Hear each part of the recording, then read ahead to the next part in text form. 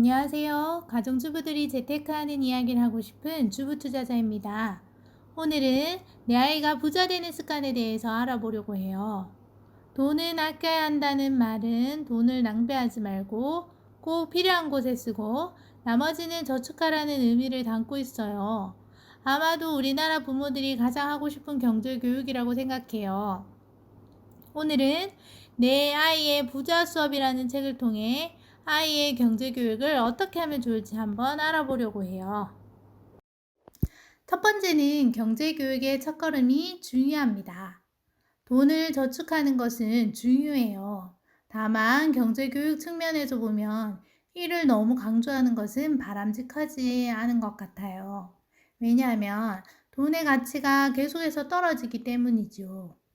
노동으로 벌 수 있는 돈은 한계가 있고 자본주의 사회에서 노동으로 돈을 버는 속도보다 돈이 돈을 버는 속도가 더 빨라지기 때문에 이 세상에서 건강하게 돈을 벌기 위해서는 돈이 돈을 버는 방식을 배우고 실천하는 것이 필요하다고 생각해요.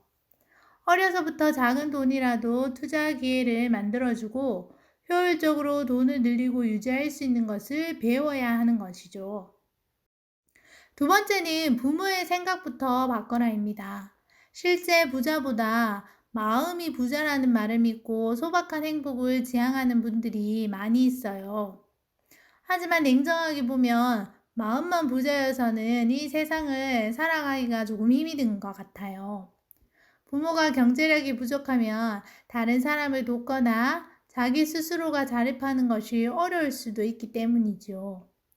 가난의 고통을 벗어나기 위해서 스스로 지금 사고 싶은 것을 참고 미래를 위해서 투자하고 열심히 살 수 있도록 지도하는 것이 필요한 것 같아요.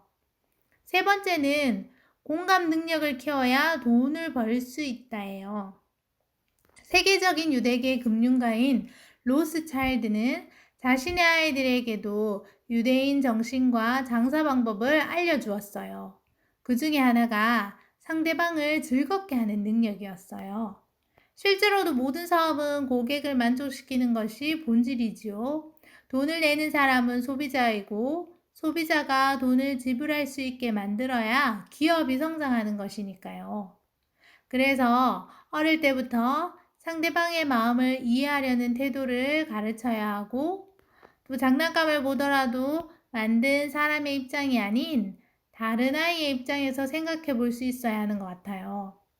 4차 산업혁명이 아무리 발전해도 인공지능이 할 수 없는 것은 공감 능력인 것 같아요.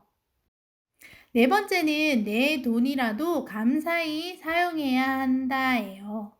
아이들이 올바른 소비 습관을 가르치는 것 가장 좋은 방법은 자신의 돈을 감사히 쓰는 습관을 갖게 하는 것 같아요. 아무리 자신의 능력으로 돈을 벌었어도 그 돈은 소비자를 통해서 나온 것이고 직장에서도 상사나 직장 동료가 도와주지 않으면 내 능력을 발휘할 수 없기에 자신이 번 돈도 쓸 때 주변에 감사한 마음을 갖는 습관을 가지는 건 참 좋은 것 같아요. 그리고 무엇보다 부모가 먼저 감사하게 돈을 사용하는 모습을 보여주는 것도 필요한 것 같아요.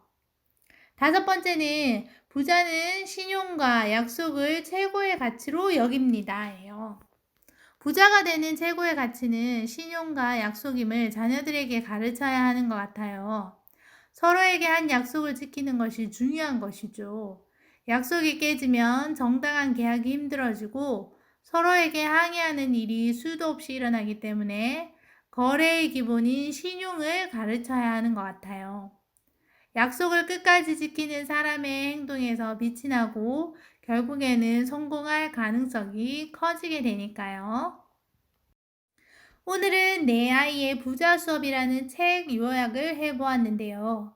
이 책에는 돈을 잘 버는 유대인의 독특한 경제 교육 방법을 다양하게 소개하고 있어요.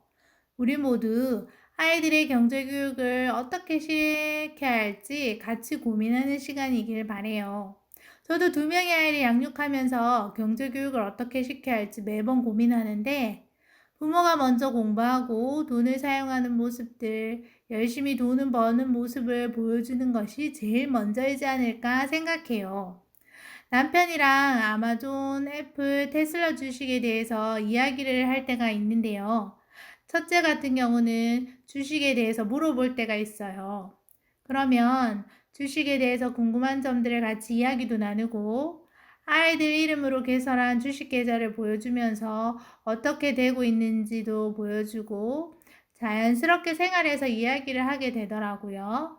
거창하기보다는 실생활에서 이야기를 많이 나누는 것도 좋은 것 같아요.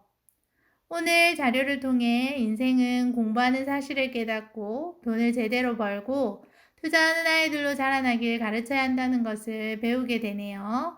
오늘도 들어봐 주셔서 감사합니다.